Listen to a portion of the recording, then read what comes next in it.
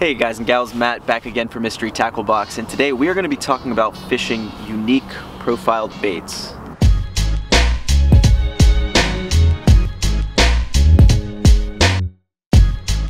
So first up, we are going to take a look at the Smart Baits Goby. So this is a really nicely profiled, unique profiled bait for me. We actually don't have any Goby here in Northern Virginia. However, this is one of Smart Baits' color changing lures. So this goes from this nice light blue and red to a chartreuse and pearl once it gets in that colder water, which is pretty neat. Something else I'd like to show you guys really quickly is, as you can see, those appendages are actually attached to each other. What I like to do to give it a little bit more action is actually just rip them off just like that. Do it on both sides, and that's going to give you a little bit more fin action on this Goby. So after taking a look at the Goby, it got me thinking, you know, what other unique profiled baits can we throw? So I have the Catchco Gator Hog, which has quickly become one of my favorite, more finesse, unique profiled baits, if you will. And then we have the Netbait Mad Paca. Now this thing is just a freaking beast. It may be a little bit too big to throw today out in the winter, but we'll give it a shot. And as you can see, I mean, this thing has a ton of freaking appendages and it's just massive. This is like a really great springtime bait. Taking a look at the Goby, the first thought when I saw this was that I'm gonna drop shot it.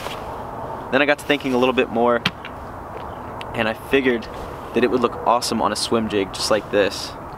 And in the springtime, you know, even summer, slow rolling this on the bottom or through grass would just look phenomenal. And right now in the winter, I mean, the water temperature is 40 degrees. It may be a little bit harder to catch a fish on a swim jig. However, I think if I slow rolled it on the bottom, they still might be enticed into eating this thing. So the biggest lesson that I'm taking from grabbing this Goby from Mystery Tackle Box is actually to be thinking more outside of the box. You know, you don't want a one-track mind when you're fishing.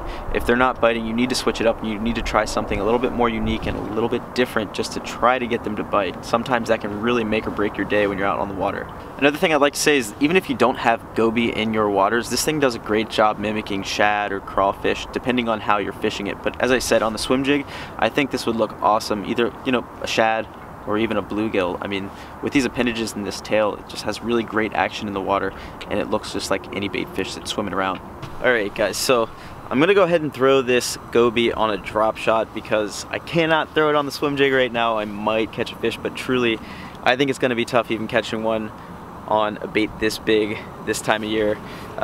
Generally I'm gonna throw these unique profiled baits more towards the end of winter, right before the beginning of spring. When those really big fish are starting to move up shallower and just kind of check out their spawning grounds, that is where these giant and unique profiled baits shine.